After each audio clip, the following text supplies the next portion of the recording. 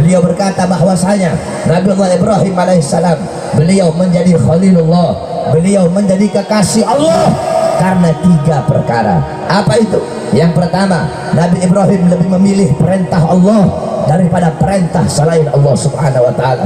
Ketika Allah perintahkan Nabiullah Ibrahim untuk menyembelih anaknya, untuk mengorbankan anaknya Nabiullah Ismail alaihissalam, setelah sekian lama beliau tidak memiliki anak, Allah anugerahi beliau, Allah karuniakan beliau seorang anak yang tampan, yaitu Nabiullah Ismail. Lagi disayang-sayangnya, lagi dicinta-cintanya, lagi dimanja-manjanya itu anak. Tiba-tiba Allah perintahkan beliau untuk mengorbankan anaknya, Allah perintahkan beliau untuk menyembelih anaknya. Nabiullah Ibrahim alaihissalam ketika beliau mendengar kabar tersebut, sami'na wa ata'na, kami dengar kami taat. Beliau tidak membantah perintah Allah subhanahu wa ta'ala. Ayah mana yang tega menyembelih anaknya? Orang tua mana yang tega membunuh anaknya? Tetapi karena ini perintah dari Allah, beliau lebih taat kepada perintah Allah subhanahu wa ta'ala. Datang beliau kepada anaknya Ismail, wahai anakku, semalam ayah mendapatkan perintah dari Allah untuk mengorbankanmu, untuk menyembelihmu. Apa jawaban seorang anak yang soleh? Apa jawaban seorang anak yang taat kepada Allah? Wahai ayah, jikalau memang itu perintah dari Allah, jikalau memang itu perintah Tuhan, maka laksanakanlah, maka taatilah. Aku ridha, aku ikhlas. Beliau tidak menjawab, ayah saya anakmu, kenapa kau korbankan saya? Ayah saya anakmu, kenapa kau sembelih saya? Tidak. Tetapi ketika Nabi Ismail mendengar itu perintah Allah, langsung beliau taat. Dibawalah Nabiullah Ismail di tempat penyembelihan. Ketika Nabi Ismail akan disembelih, beliau berkata, wahai ayah, sebelum engkau sembelih aku punya 3 permintaan. Yang pertama, wahai ayah, tajamkan kau punya pisau agar aku tidak merasakan sakit. Yang kedua, wahai ayah, tutup aku punya mata agar engkau tidak bisa melihat aku. Kenapa? Karena engkau melihat aku, engkau akan iba dan kasihan kepadaku. Yang ketiga, wahai ayah, tolong copot bajuku, jangan sampai nanti darah ini mengalir ke bajuku, mengenai bajuku, sehingga baju ini ketika nanti ibu lihat, ibu akan sedih ketika melihat baju yang ada bekas darahku. Akhirnya Nabiullah Ismail dengan penuh keteguhan iman, dengan penuh kekokohan iman dan ketaatan kepada Allah, beliau letakkan mata pisau di leher anaknya.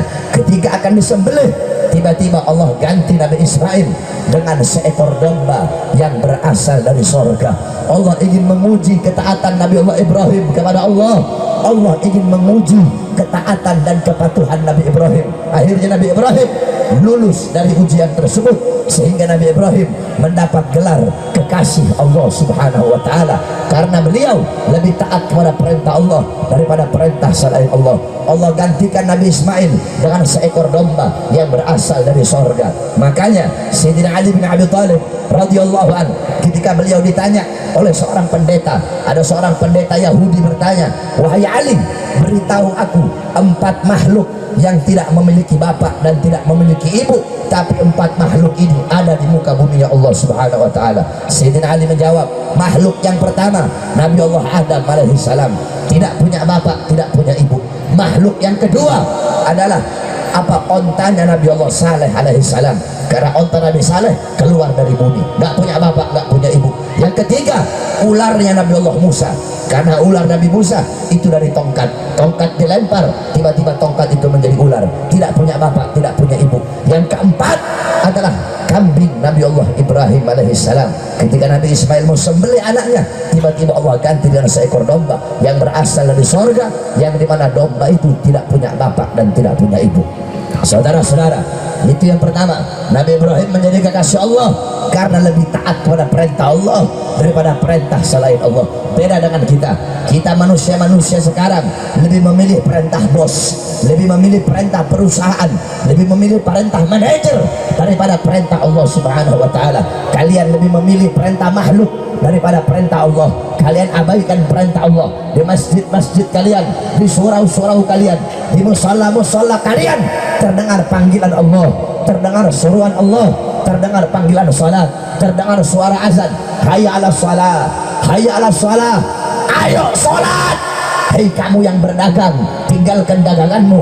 Kamu yang punya toko, tinggalkan tokomu. kamu yang berbisnis, tinggalkan bisnismu. Ini saatnya engkau kembali kepadaku. Ini saatnya engkau menyembahku.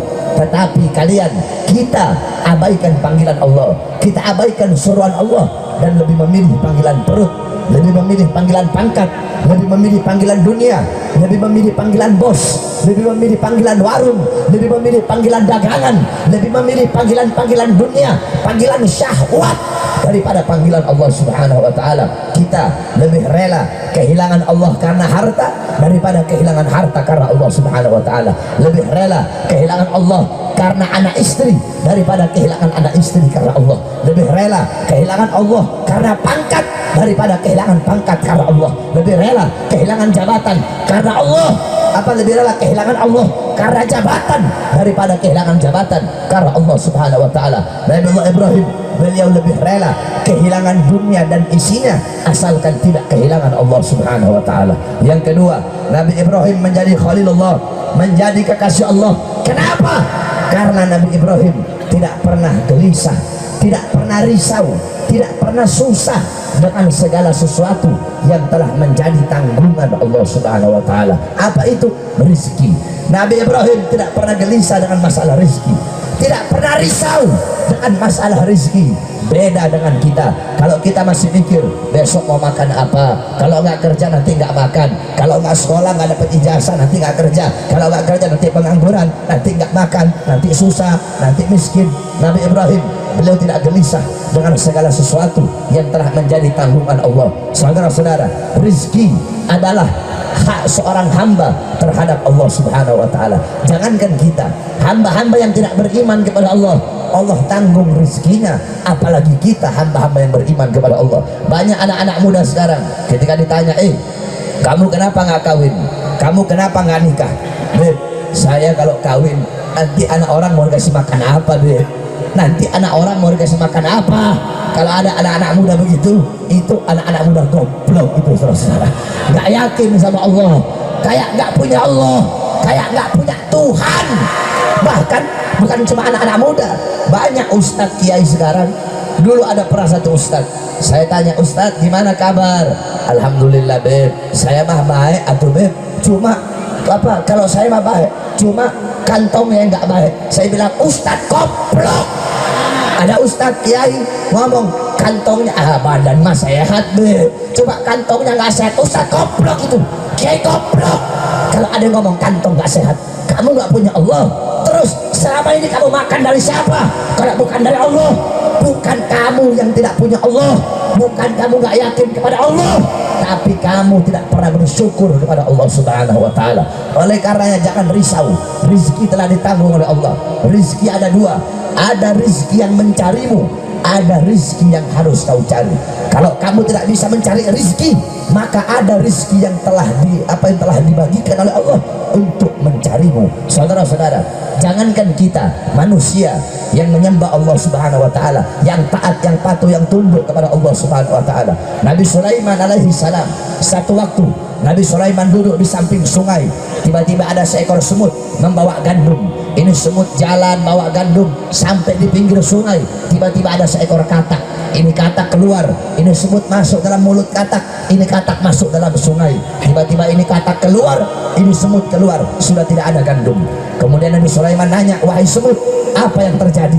Ini semut jawab, aku diperintahkan oleh Allah untuk membawa rezeki seekor cacing yang buta yang ada dalam sungai tersebut. Di dalam sungai itu ada sebuah batu, di dalam batu itu ada sebuah lubang, di dalam lubang itu batu ada seekor cacing yang buta yang tidak bisa cari makan, tidak bisa cari rezeki. Aku diutus oleh Allah, aku diperintahkan oleh Allah untuk membawakan rezeki itu cacing. Kemudian Nabi Sulaiman nanya, apakah kamu tahu apa tasbih, apa puji-pujian itu cacing kepada Allah? Dijawab oleh ini semut, ya, aku mendengar apa tasbihnya, aku mendengar apa pujiannya, apa tasbihnya, apa pujiannya. Itu cacing memuji Allah. Segala puji bagi Allah yang telah menjamin rezekiku. Seekor cacing yang buta, kalau aku saja cacing yang buta dijamin rezekinya, maka bagaimana dengan hamba-hamba yang beriman kepadanya?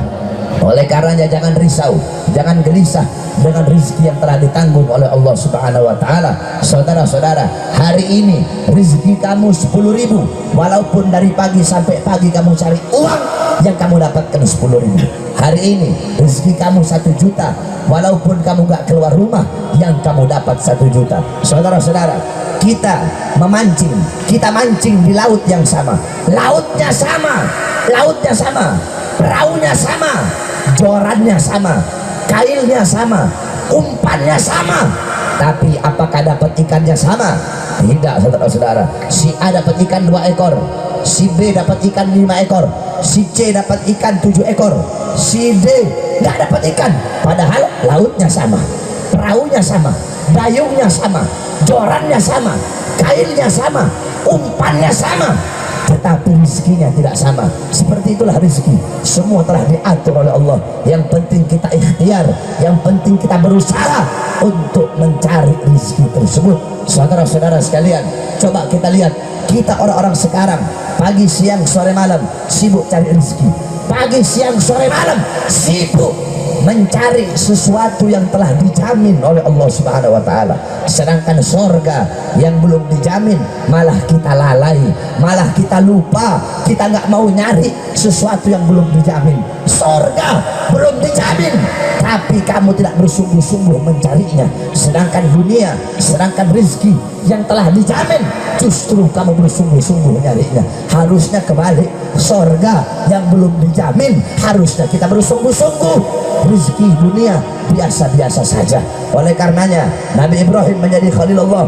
Kedua, karena beliau tidak pernah risau, tidak pernah gelisah dengan segala sesuatu yang telah dijamin oleh Allah Subhanahu wa taala. Yang ketiga, Nabi Ibrahim tidak pernah makan sendiri, saudara-saudara.